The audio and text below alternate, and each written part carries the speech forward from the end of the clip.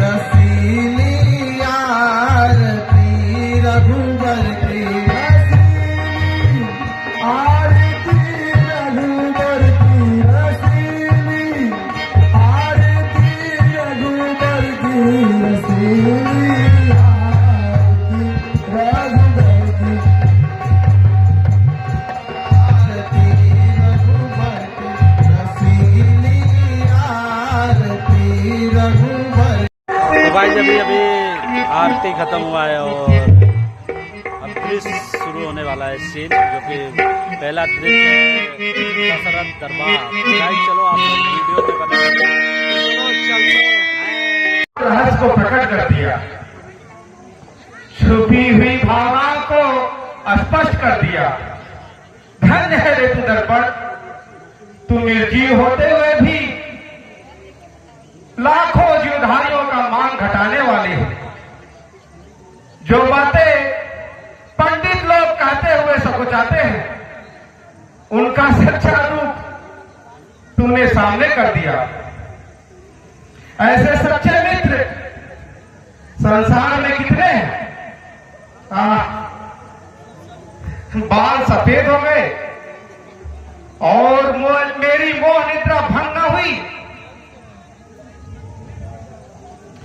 आता है अब ग्रीष्म काले सुंदर बसंत ऋतु जाती है, तरुणाई पर पड़ गई ओस बालों में सफेदी आती है।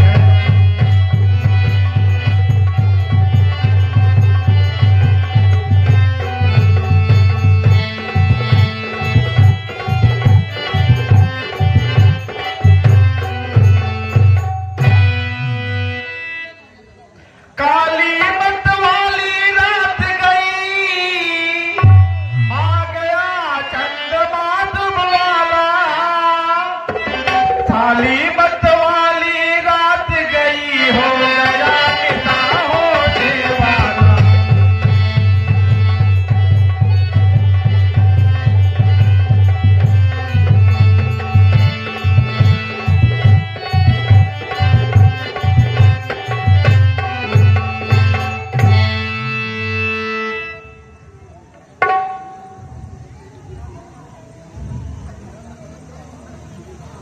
सुमंत, मेरी वृद्धावस्था आ गई और जीवन की अंतिम घड़ियां नजदीक आ रही है।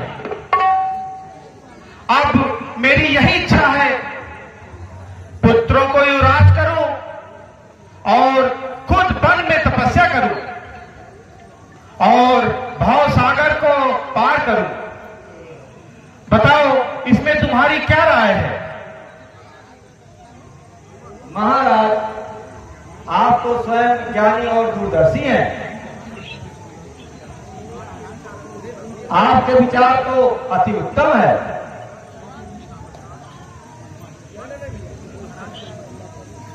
पर श्री गुरु महाराज के अनुमति लेनी चाहिए।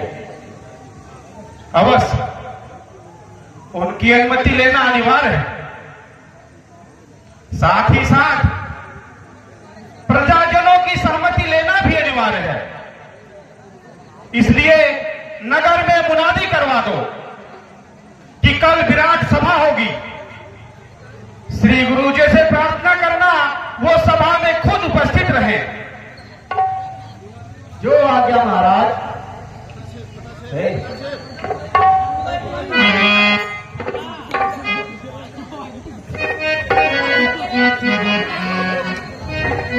आयोजन किया गया है और आप सभी को बुलाया गया है। आप सभी जन साधारण लोगों से यह मेरी गुजारिश है कि कल आप सब भारी से भारी संख्या में पहुंचे और हमारे महाराज का उद्देश्य सुने। सुनो सुनो सुनो।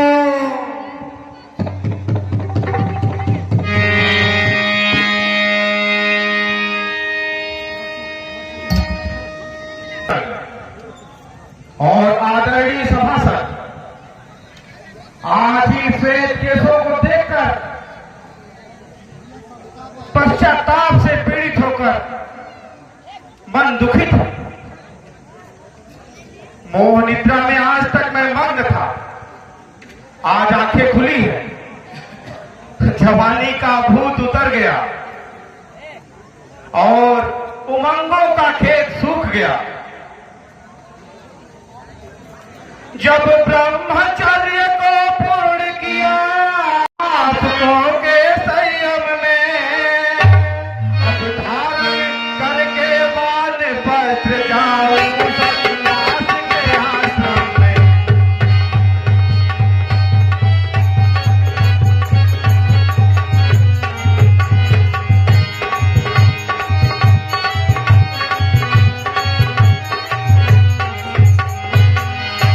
पिछले पुरुषों की नाई अब मुझे तपोवन जाने दो, राजा के लायक राम हुए अब उनको राज चलाने दो।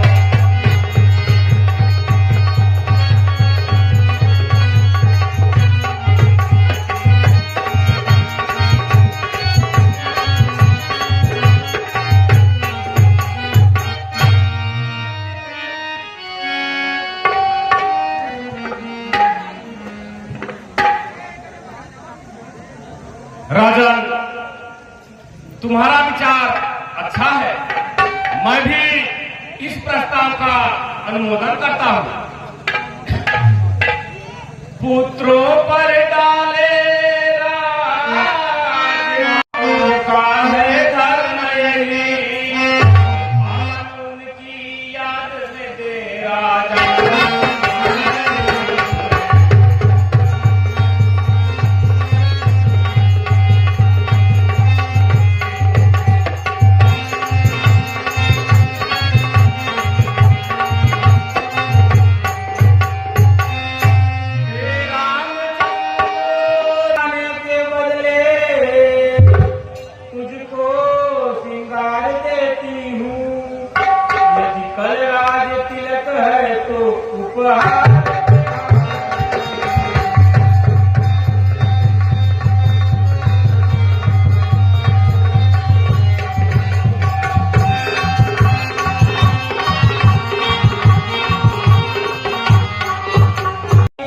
तू कौन होती है?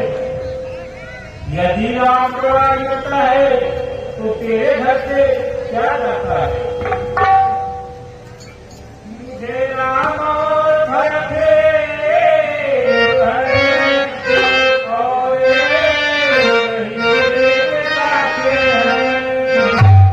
वो मेरे दो अंश हैं और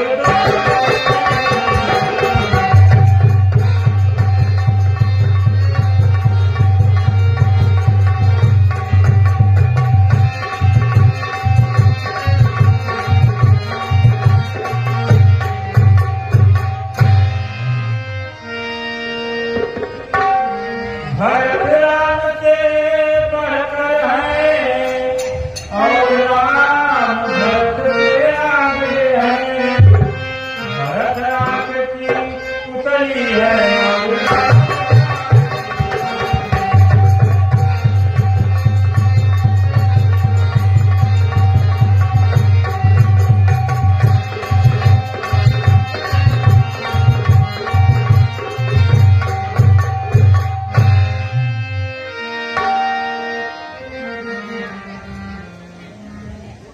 बोल बोल, तुझे भरत की शपथ, सच सच बता, क्या बात है? हर्ष के समय विस्मय की क्या बात है? एक ही बार आज तक तुझी अब कछु कहब जीव कर जूझी, यह भागा सिर फोड़ने के योग्य है। देवी क्षमा करो, हमारा स्वभाव जलने योग्य है, तुम्हारा अनुभव नहीं देखा जाता, पर न बोलूंगी। मुझको क्या कहना है, मुंह में चाहूंगी, दोनों एक राजा हो मैं दासी।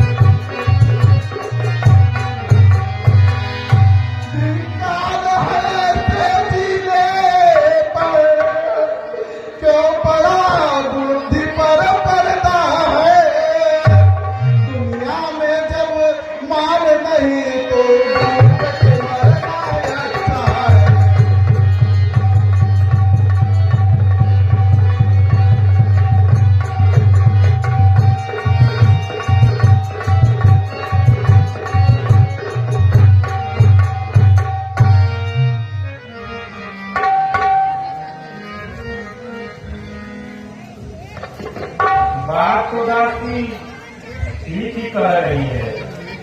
सचमुच में यह मेरी भी भलाई में रहती है। निसंदेह यदि राम को राज मिल गया तो भरत अयोध्या से निकल जाएगा। अब क्या किया जाए कुछ समझ में नहीं आ रहा। क्या ही मतलब तेरी बात मेरे मन में बैठ गई।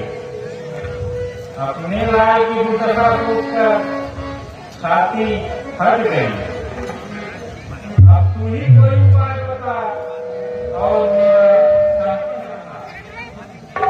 अच्छा रानी, यदि उपाय पूछती हो तो कमर कसकर खड़ी हो जाओ, पक्षी फंस न जाए बस ऐसा चाल उठाओ। तुमको याद होगा तुम्हारे 2 वरदान राजा पर बाकी है, बस उन्हीं को अपना तीर बनाओ और उन्हीं से अपना काम बनाओ। अब राजा आए महलों में, तिरछी कर भव कमानों को, पहले कुछ तीरिया चरित दिखाकर मांगना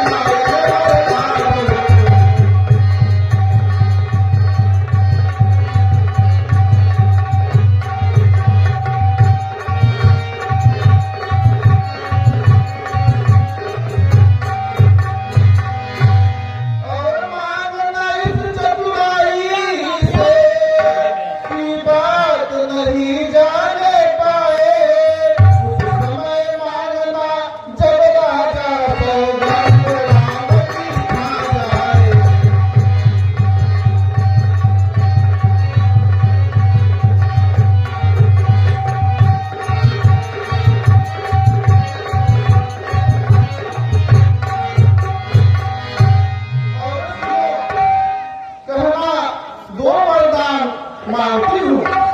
एक तो भरत लाल को राज हो और दूसरा रामचंद्र को 14 वर्ष के लिए वनवास हो।